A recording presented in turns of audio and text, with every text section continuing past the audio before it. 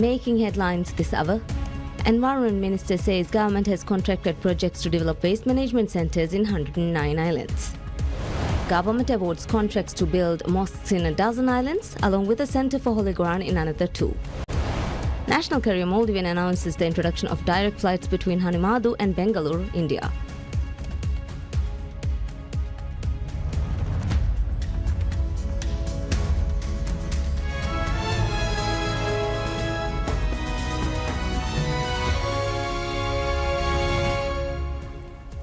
Bismillahirrahmanirrahim. Assalamu alaikum and welcome to PSM News in English with me, Minha Maroof.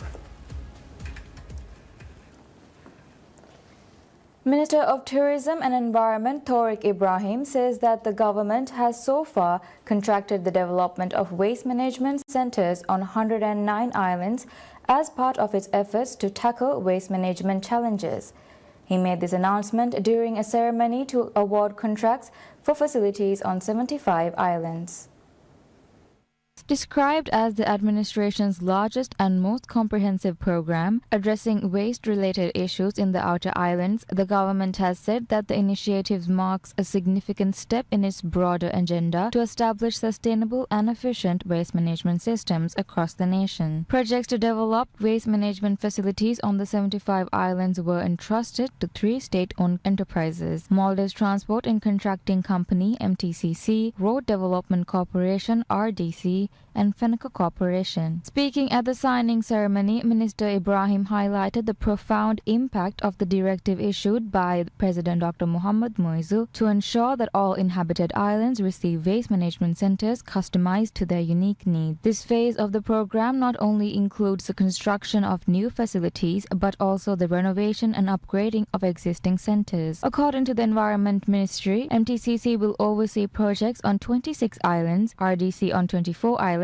and Fenaka Corporation on 25 islands. Highlighting the environmental and economic stakes, Minister Ibrahim noted the dual importance of these efforts. The agreements were formalized with the signatures of key representatives. Minister Tariq signed on behalf of the Ministry of Environment, while RDC Chief Brigadier General Retired Ali Zuhair, MTCC Chief Deputy Commissioner of Police Retired Ahmad Saudi, and Fenaka Chief Muhammad Najat represented their respective entities. As work progresses, government officials reported that waste management centres are currently being developed on 100 islands, with several existing facilities undergoing extensive upgrades. During the ceremony, senior officials from MTCC, RDC and Fenaka Corporation affirmed their commitment to executing the project in accordance and agreed timelines. They confirmed that mobilization efforts are set to begin within the month, and with physical construction scheduled to commence immediately following the fasting month of Ramadan. The latest contracts build upon the government's overarching efforts to revolutionize waste management infrastructure across the country. According to the Environment Ministry, of the 109 islands under contract, development and upgrades on 17 islands were successfully completed in 2024, with other projects currently progressing at varying stages. Government awards the contracts to build mosques in a dozen islands along with a centre for Holy Quran in another 2. The contracts were signed with state-owned firms Fenaka Corporation and Maldives Transport and Contracting Company (MTCC). This marks the start of President Dr. Mohamed Moizu's presidential pledge to build new mosques in 35 islands across the Maldives. The mosque will be built in 11 islands in addition to the Islamic Center in Fokaidu, Shaviani Atoll. The contracts to build Quran centers in Mabaidu, Lamu Atoll and Oluvelifushi, Laviani Atoll were also awarded. Fenaka was awarded the contract to build the Fokaidu Islamic Center, the 2 Quran centers and mosques in 8 other islands. The agreement was signed by the Minister of Islamic Affairs, Dr. Muhammad Shahim Ali Saeed, while Managing Director Muhammad Najah signed the agreement on behalf of Fenaka.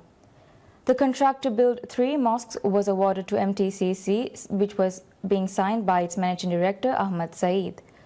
According to the Ministry of Islamic Affairs, the mosque will be completed within 2 years, equipped with space for Quran classes. It said that the Quran centers will be equipped with 3 classrooms, a library and a conference hall.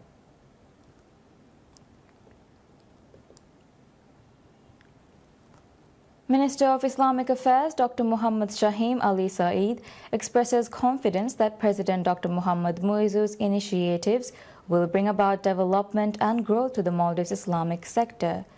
He made the statement at the signing ceremony to commence the practical work of key projects promised for the Islamic sector by the President.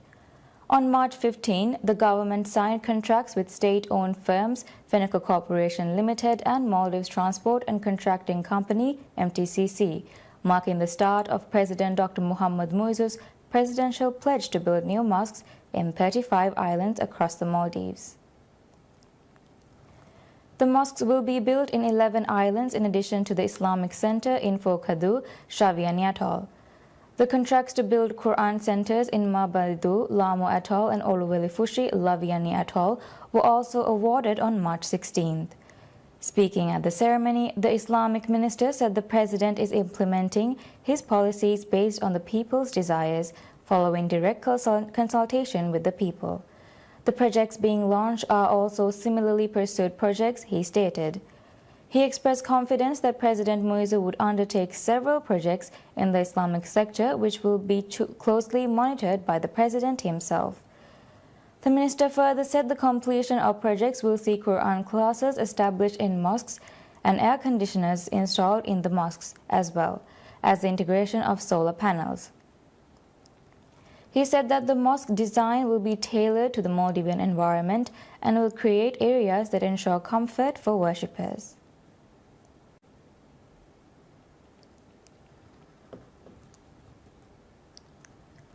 The Ministry of Construction, Housing and Infrastructure has commissioned Feneco Corporation to complete long-pending water supply and sewerage projects on 3 islands. The stalled initiative situated on Maungudu and Narudu in Shaviani Atoll, as well as Lohi in Nunu Atoll, will now be overseen by the state-run utilities provider. The agreement was formalized during a recent signing ceremony where State Minister Hassan Rashid represented the ministry and Managing Director Muhammad Najah acted on behalf of the corporation. Under the terms of the agreement, Feneco Corporation has been allocated 540 days to finalize the remaining works. Ministry officials have revealed that the total cost of these projects will reach $7.84 million.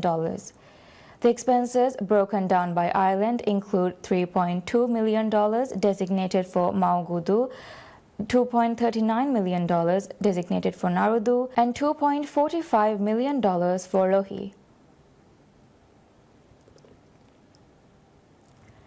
The national carrier Maldivian announces the introduction of direct flights between Hanimadu and Bengaluru, India. This new route is set to commence operations on 15th May, creating a crucial connection between northern Maldives and one of India's major metropolitan hubs. According to the airline, this service is expected to significantly ease travel for Indian tourists seeking to visit the northern atolls of the Maldives. It will also provide a more convenient travel option for the residents in the northern Maldives who will no longer need to transit through the capital Malé to reach India. Tickets for the Hanimadu-Bengaluru route will be available for booking starting 16th March. According to Maldivian, it has scheduled twice weekly flights for this route operating on Sundays and Thursdays. Ibrahim Iyaz, Managing Director of Maldivian, noted that the airline's existing flights between Hanimadu and Thiruvananthapuram, India, which operate twice weekly. He described the introduction of the Bengaluru route as a part of Maldives' broader effort to increase its international presence and strengthen connections between the islands of the Maldives and key international cities. This initiative aligns with the administration's aim to extend Maldivians' reach to additional international destinations. President Dr. Mohamed Muizzu has made the enhancement of the national airline service a priority. On 6 January, the president fulfilled an electoral pledge by acquiring a wide-body aircraft for Maldivian's fleet, a step forward in strengthening the airline's capacity. The acquisition has already enabled Maldivian to operate flights to multiple international destinations, including 3 major cities in China, Beijing, Shanghai, and Chengdu. The airline is now working on securing an additional wide-body aircraft as part of its strategy to further expand its services to other international destinations, including major European cities. The state electric company Stelco has taken a significant step to meet rising electricity demands in Hurumale by commissioning a new backup powerhouse ahead of the peak consumption season. Named as the Hurumale Annex 2 powerhouse, the facility was developed in record time. Spanning a 48,000 square foot plot, the powerhouse is set to reinforce Hurumale's energy capacity, anticipating increased usage following Ramadan. Stelco celebrated the milestone with an inauguration ceremony attended by Managing Director Hussein Fahmi. During his address, Fahmi commended the extraordinary commitment of the company staff, highlighting their ability to deliver results under challenging time constraints. This year, electricity consumption during Ramadan is expected to remain stable, according to Fahmi, a break from historical trends. He attributed this stability to a directive by President Dr. Muizu to close government offices during the final 10 days of Ramadan, a period that aligns with school holidays. Despite the steadiness during Ramadan, Fahmi highlighted the challenges ahead. He warned that electricity demand is projected to rise sharply in the post-Ramadan period, driven by the onset of hot weather. To address this, Fahmi assured that Stelco is fully prepared to maintain an uninterrupted power supply during this critical time.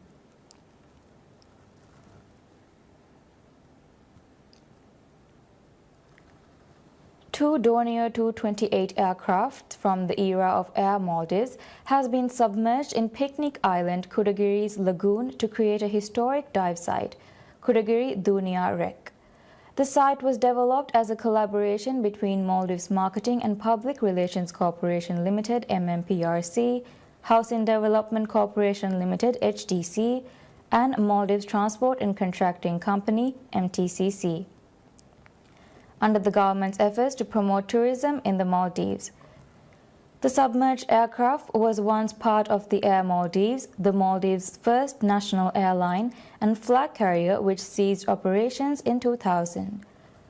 According to HDC, the name Dunia combines the Divehi word for Duni, translated as bird, with Dornier, representing the aircraft as a bird that symbolizes the beginning of the Maldives aviation industry. HDC said that the company will be undertaking coral planting to create an artificial reef ecosystem to increase the site's appeal to tourists and visitors. The site will be maintained by HDC. Minister of Tourism and Environment Thorik Ibrahim, HDC's Managing Director Muhammad Maruf Jamil, and Ooredoo Maldives senior officials were in attendance at the event held to launch the dive site. Government agencies are undertaking significant efforts to strengthen the tourism sector and promote the Maldives as a top tourism destination. The government aims to host 2.3 million tourists this year.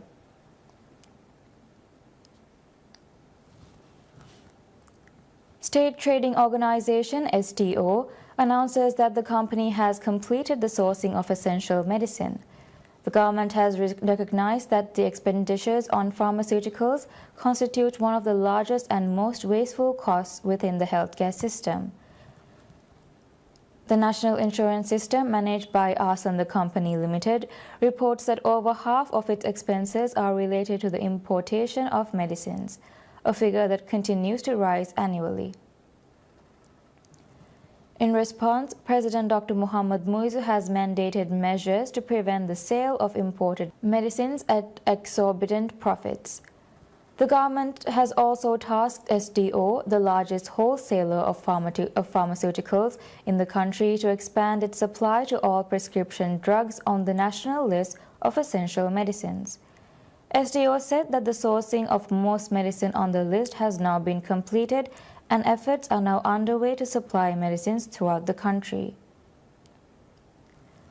The company said the fresh supply would also ease the present shortage in essential medicines in the country, adding that it would ensure continuous supply to prevent such shortages in the future. Under the advice of health institutions and healthcare professionals, SDO said it will continue to identify the most important and required medicines for the Maldives. In addition to the medicines on the essentials list, The company assured that it will put in every effort to ensure sustainable and uninterrupted availability of these medicines in the Maldives.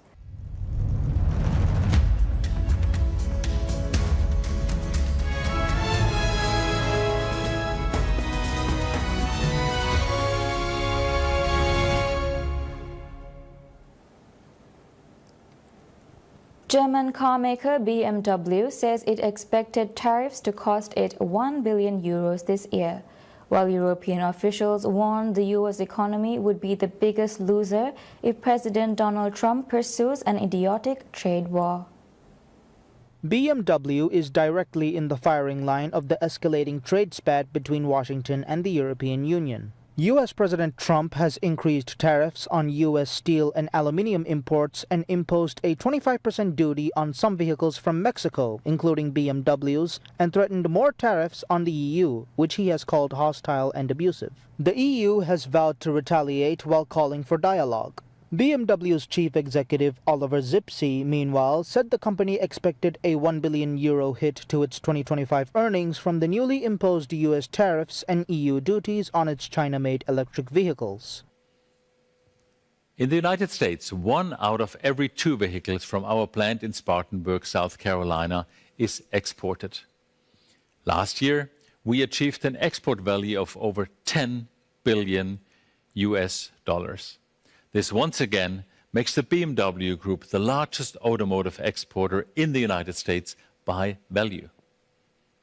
We benefit from an integrated global economy, and that is why we continue to advocate for open markets and free trade. He described the firm's estimate of the impact as conservative, but said executives did not expect all the tariffs imposed so far to remain in place for the whole year.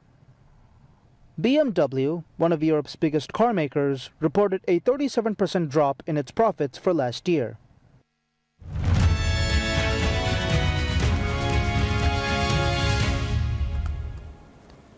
U.S. President Donald Trump launches military strikes against Yemen's Houthis over the group's attacks against Red Sea shipping, warning hell will rain down upon you if the Houthis do not abandon their campaign. Trump also warned Iran, the Houthis' main backer, that it needed to immediately halt support to the group. He said if Iran threatened the United States, America will hold them fully accountable and America won't be nice about it. At least 9 civilians were killed and 9 injured in U.S. strikes on Yemen's Sana'a, according to the Houthi-run health ministry. Residents in Sana'a said the strikes hit a building in a stronghold of the militant Houthi group.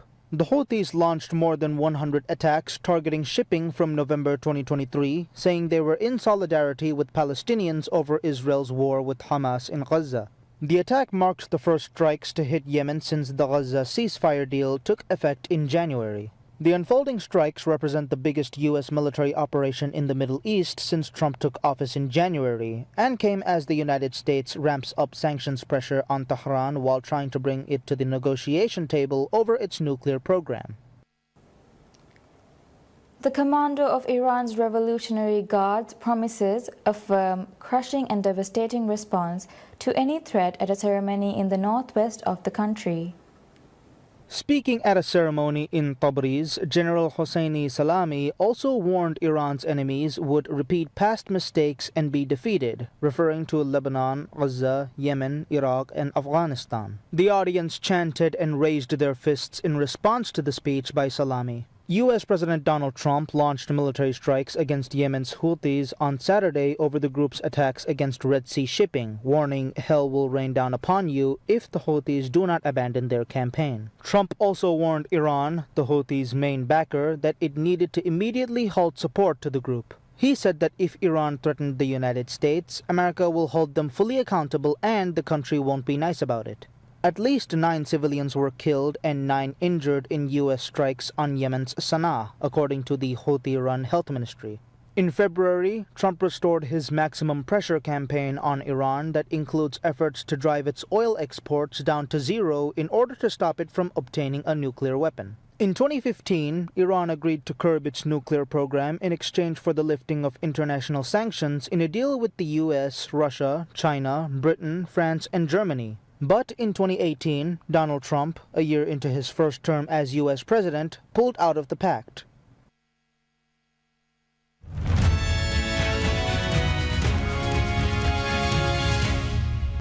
Marc Marquez bet his younger brother Alex in March 15 sprint at the Argentina Grand Prix to extend his lead in the MotoGP Championship, and Francisco Bagnaia came in third as Ducati swept the podium. Marc had clinched his second straight pole of the season with a lap record earlier on Saturday, and the Spaniard led from start to finish, with the Gresini's Alex finishing less than a second behind him. The sprint podium was a repeat of the season-opening Grand Prix in Thailand, as Marc Marquez moved up to 49 points and Alex is 11 points behind. Yeah, it was nice to start on pole position again and to win a race, a sprint race, sorry. Tomorrow will be the main race, and we need to keep working because looks like the track is changing practice by practice, and we can, I think we can improve a bit with the bike setup. But today we had a very strong brother. Alex was riding super fast. I was pushing, I was riding on that 37s, but he was behind me just on +0 on the slipstream, and yeah, then if I was thinking if he attacked me, means that he's much faster.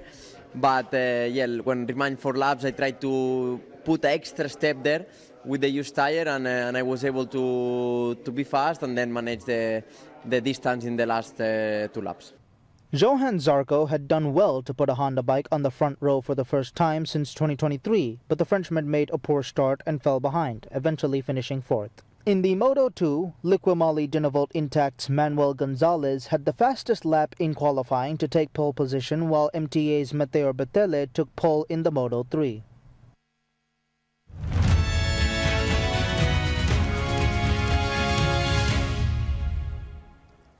A SpaceX capsule delivers 4 astronauts to the International Space Station in a NASA crew swap mission that will allow a pair of astronauts, Butch Wilmore and Suni Williams, to return home after an unplanned 9 months on the orbiting lab.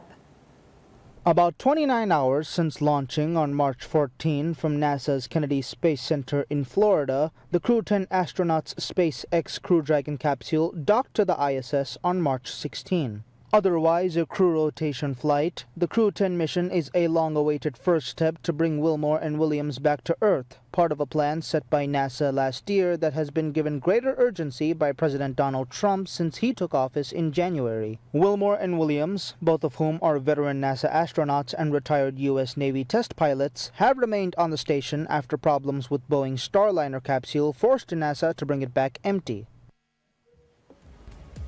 And that's all we have for now. Thank you for watching. Wish you all a very pleasant day ahead.